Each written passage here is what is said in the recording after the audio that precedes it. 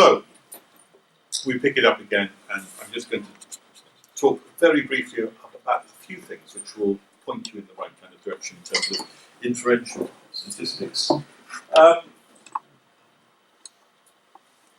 This is different from the descriptive statistics which I mentioned to you earlier on, because the descriptive statistics are how things are now, a description of how things are now, whereas inferential is really about predictions of how things might be, or could be, or maybe even should be in some cases. There are different tools and different considerations to take into account when looking at inferential statistics, and these are the kinds of things which you may well come across. Difference testing, regression, multiple regression, correlations, hypothesis testing, and this one here, striving to make connections and interpret findings. I'm not going to go into the details of all these different tools. I simply mention them so that you are aware of them, because most of you will not be using those kind of tools, so it would be wrong, I think, to spend a lot of time focusing on them. But if you are aware that they exist, then if you have a need of them, then you are able to go away and either use SPSS, which will give you all these kind of tests, and you can see if they are suitable or valuable. There's many resources which you can look at and consult to decide which kind of tests you may need to look at. I'm going to be concerned, though, with just looking at some very, very brief and give you some very brief indications of the kind of problems which may or may not come up with the use of your interpretation in particular of the kind of data you might use. I'll give you some examples of particularly this first one here. I might pick up one or two of the others as well, just issues for you. Let me give you an introduction, first of all, to the kind of problems that you might have with the interpretation of data. This is a typical kind of set of data that you may well come up with if you ask people questions about what they like and what they dislike. Do you like your course? That's a question for you. It may be a controversial question at this particular moment, I don't know. Do you like your course? Do you agree that this course is good? And that might be a question. Rating and scale. You might use a Likert scale. This is a Likert scale of 5, because you've got 5 options to choose from. And you've got strongly agree, strongly disagree, disagree, neither agree nor disagree, agree, and strongly agree. Notice the odd Likert scale always has some kind of intermediary to allow people to choose or sit on the fence in that kind of way. Supposing you ask them the question, this course is good, do you agree or disagree? Then you may end up with some results like this. Supposing you ask 180 people on a program what they think of that program, 30% say they strongly disagree, 40% say they disagree, 70% neither here nor there, 20 agree, and 40 strongly disagree. In percentage terms, that's 15%, 20%, 35%, 10%, and 20%. You might say, fair enough. Standard set of results, you might find them anywhere. But the big question now is, how do you interpret that data? How do you interpret it? How do you present it in your dissertation? How do you interpret it? Well, there's one way. You can say that more people strongly agree than strongly disagree. Look, there's 40 people strongly agree, there's 30 people strongly disagree. It's a good course, yeah? Or you might present it this way. You might say, more people disagree or strongly disagree than agree or strongly agree. Add these two together, there are 60 of them. Add these two together, there are 70 of them. So, more people dislike the course than like it. Different way of presenting the same facts. Or, you might have a different choice. You can say that just as many people neither agree nor disagree as disagree. So, you might say, look, there's 70 people here who neither agree nor disagree, and there are 70 people who strongly disagree or disagree. It's the same number as that. So it's neither here nor there, maybe.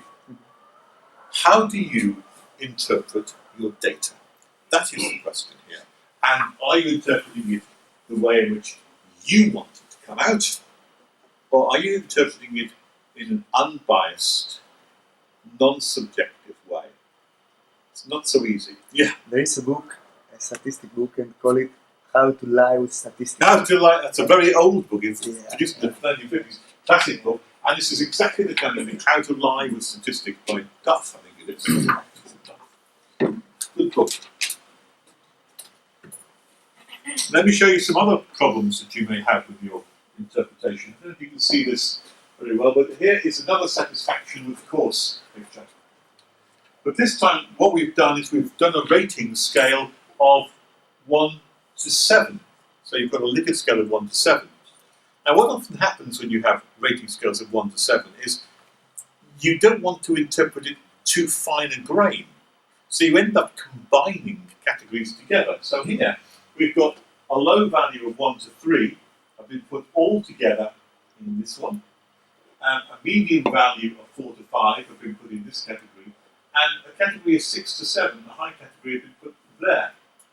And then you end up with, this is the total statistics at the bottom for everyone. This is broken up into male, female, and total.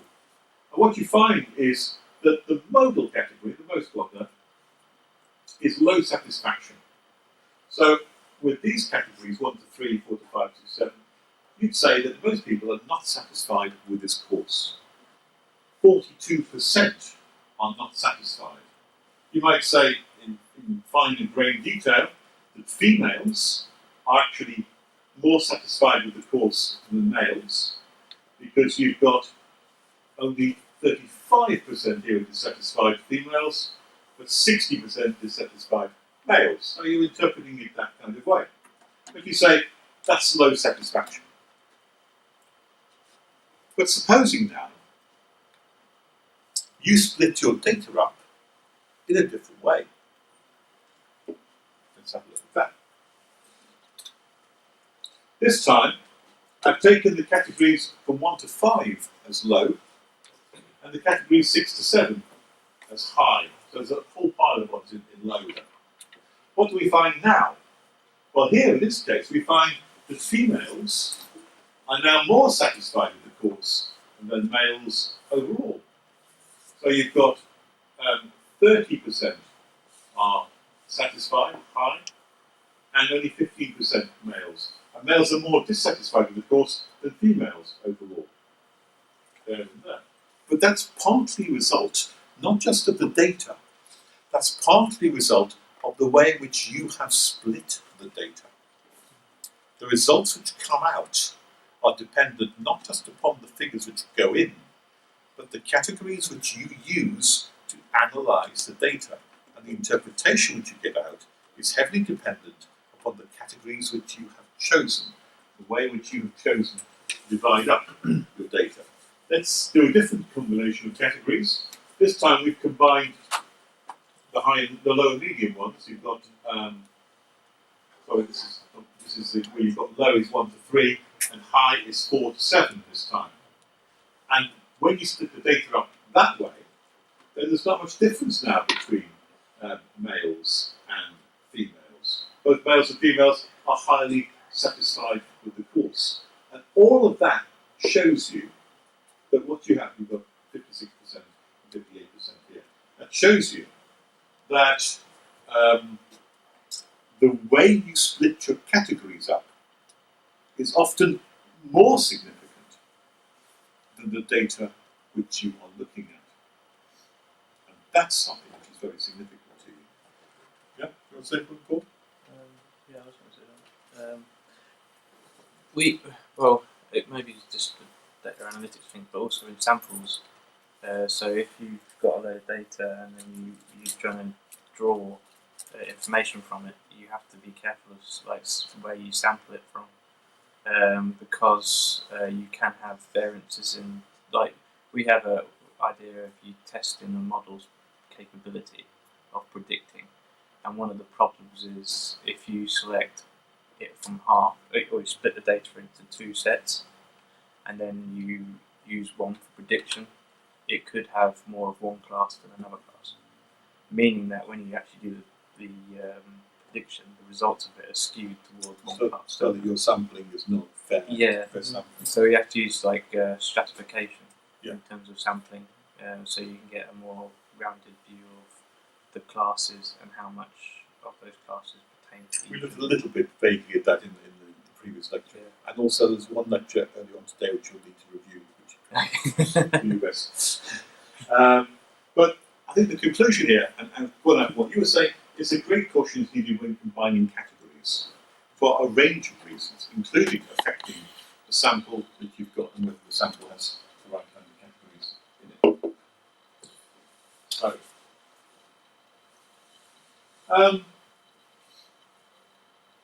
this one is a more complex example, and we're looking at the way in which one phenomenon affects another phenomenon. So here is two different things that you're measuring. I'm putting them side by side. So this is the percentage of public library members by their social class or origin of their social class. Do high-class people use the libraries much? Or do people who are working-class people, do they use the libraries more? Is there some kind of connection or association with them? And if you look at the people who come to the library, you can split the people up into two groups. There are members of the library, and the people who just drop in to look at the library, maybe read the paper without actually being members. And of the members, you find that 86 of them are middle class, and 37% of them are working class. And of the people who just come along and are not members, 14% are middle class, and 63% are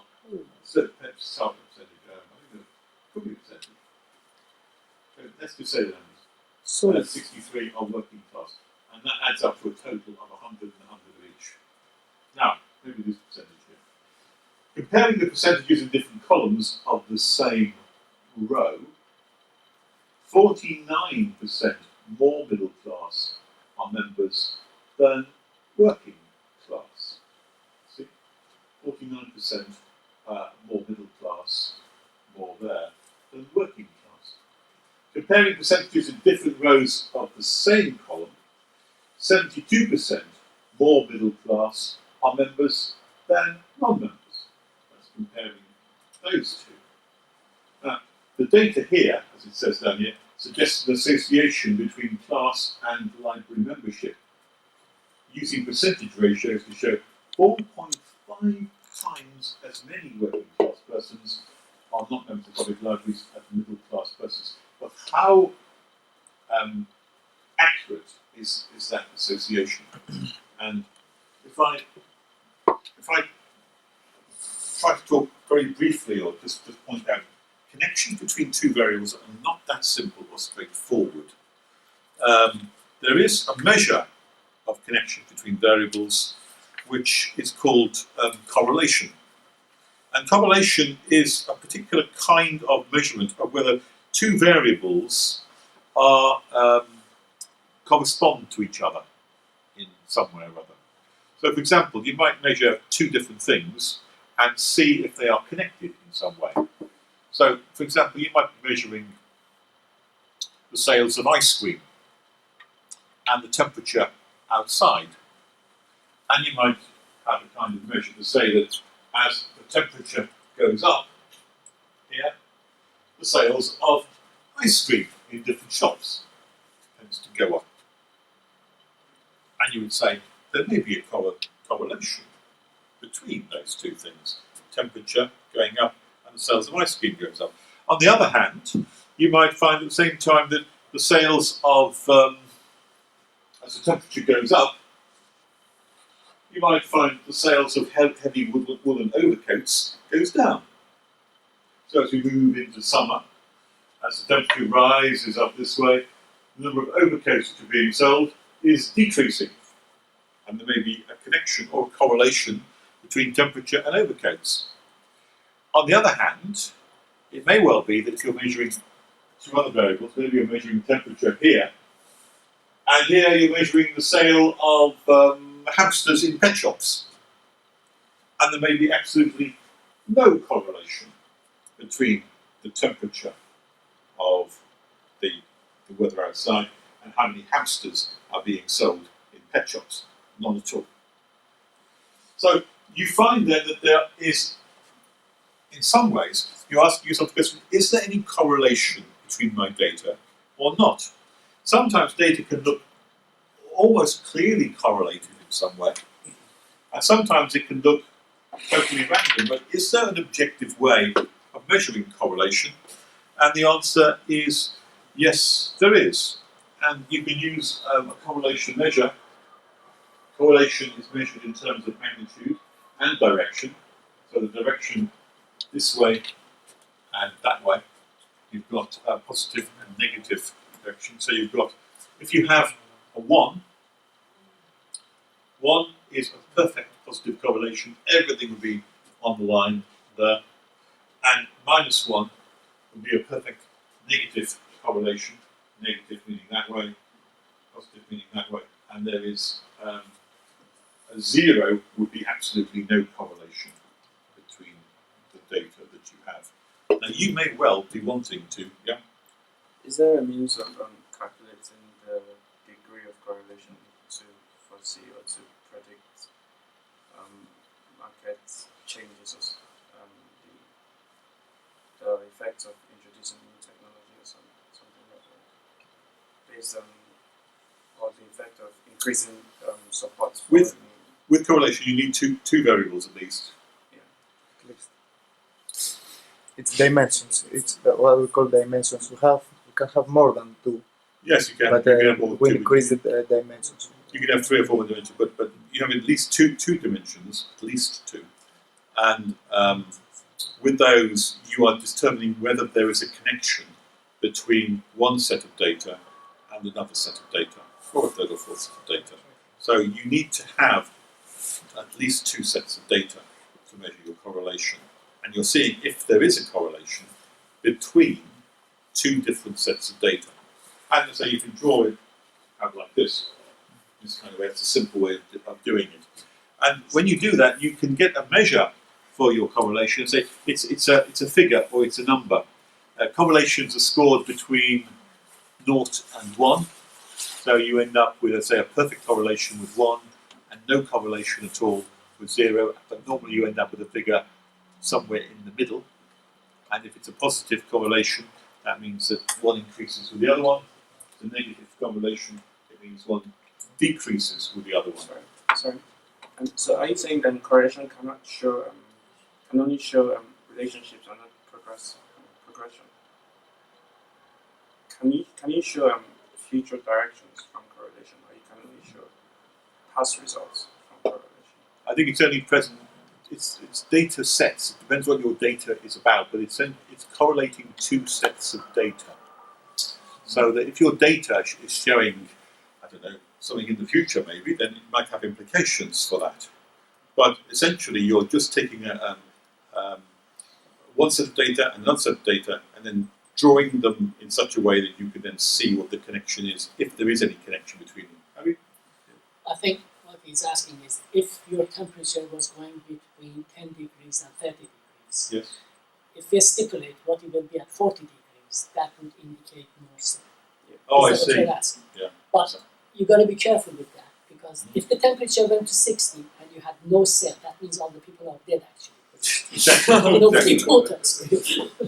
Exactly. In fact, I can answer that with another slide which I've got here. See if I can find it. That one. There are some associations which are not linear, and here's one in particular. So I've got room temperature this time and comfort. But here, this one here is muscular strength. How strong is it? How much weight can you lift? Okay. And if you plot that against age, then a very young child is not terribly strong. But as you get older and older, then your strength increases. Maybe it reaches a peak at about 40 or 50. Some people might say it might be. That's maybe just me, I don't know. Maybe I'm biased on that particular graph here. Some people might say it might reach a peak at 20 something. But anyway, this is my graph anyway. And by the time you get to the age of 50 or so, 50, then your strength is starting to decline. And as you get to be 80, you might be quite feeble and frail. You can hardly walk across. equally true, it's just a different kind of connection. It's like an inverse relationship rather than a positive relationship. And very often you need to bear in mind the direction of the correlation depends on the question that you've asked in your questionnaire. Because if you've asked it in one way, you'll get a positive correlation. If you ask it in a negative way, maybe you'll get a negative correlation. It doesn't necessarily follow that the correlation is significant of anything other than the way in which the question was actually asked. So do bear that in mind. Just because, the other factor, the important factor here is, just because you may find a very strong correlation, do not fall into the logical fallacy of believing that because you've got a very strong correlation between two things, that therefore there's causation. Correlation does not mean that something has caused something else to happen. And there may be many indications where there is a correlation, but there is no causation effect at all. I'm trying to think of something. There's, for example, there are, if you look at mental illness and you look at where people live, you may well find that more people with mental illness live in urban areas where it's very high populations and very poor poverty and those kind of things. And there's quite a strong correlation between where people live in poor areas, in urban areas, and with mental illness. That does not mean that the poor living standards actually caused the mental illness. There's no necessary. Sorry. That kind of correlation is used often from magazines, cheap magazines, and to sell things that doesn't mean anything. Exactly. And you will find that, particularly headlines in the Daily Mail, who seem to have all kinds of stuff about this kind of thing, will try to pull the wool over your eyes and present the fact that because these two things have a correlation, therefore one thing caused the other. You need to be above that kind of thing. You need to make sure that you understand that you're not going to fall into that kind of logical trap. And you need to tell yourself, remind yourself quite often, correlation does not imply causation. There has to be some other factor. In fact, it can often be the case that there's one central factor which is causing two different things. And that thing is therefore correlated with that thing, but it's not causing it that way. There's some other factor which may be causing both of them. You need to look for things like that as well. So do not assume that if you have a correlation, you automatically have a causation. Cool? I'll just come back to the point about predictive nature of correlation. And they're not used for kind of prediction, they're mainly used for defining or looking at patterns within that data that's been formed. If you're going to do prediction, then you have to apply a class to the data attributes that you have and use that class label in the predictive algorithm. And that would be something like a decision tree or a neural network. And that is like a machine learning approach, and that will then define where the class a lot of data. A lot of data to train. And that's how you do a prediction. With clustering and correlation, kind of similar type things. They mainly look at patterns. They don't look at what's going to happen. They look at what's happened. Or they look at mainly what the area. I think Google Blue Trends, they do it. But it doesn't mean they do it on areas where there's flu outbreak. But it doesn't particularly mean that they don't know what the cause of that flu outbreak is. But they know that something's happened in that area, and that's what they base it on. But you can do predictive algorithms on it, but then you usually have to apply the predictive model to the correlation and use the correlated patterns as the classes to then predict, which takes quite a But if there's a linear, but if there's a strong linear graph, sometimes the absence of data, you can extrapolate. And although the significance might not be that good, you cannot actually say the significance is good. If there's a very good linear graph you have, and in the absence of data, sometimes the extrapolation might produce results that are very acceptable. And that is where the predictive nature comes in. If it's a curve, well, you can't, of course. But if it's a strong linear graph, you can see that the line of best fit is straight. Then by extrapolating it to the x and y axis, results can be acceptable as a good judgment. The best you can say is it might be. It might be, but that's why I say the significance might might be. not be good. Yes. If you're interested in that part, look up WEKA. W-E-K-A. There's minor things. Okay. Don't play with our field. Focus on your field. Just kidding. We are back. Really, I should have asked you two guys to learn some data analytics to come and talk on this. But that's. I did start off by saying this was a very brief summary of data and analysis, because it will not apply to many of you, and certainly not as it will do to data analytics guys. But you may well need to come across and know how to use some of these tools. Do not be afraid of using statistical analysis, because it will lend technological credence, and technical ability will be shown through your use of that. So make sure that if you're going to move into the area of statistical analysis, do it properly, do some research on it, do some work in those areas that you think will be helpful for you to know, and then do it masterfully.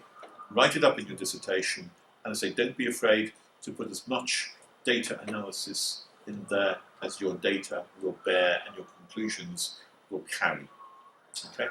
And with that, I think we've come to an end. There are lots of statistical tools out there. There are lots of things that you can use. I've just shown you the direction in which to go and pointed you in the right area, but it's up to you to take that further. I won't be looking at data analysis anymore from this today. We've got other issues we've got to look at for the remaining sessions, including how to write papers and other things, and ethics as well as part of this. Thank you very much. Thank you very much. Right.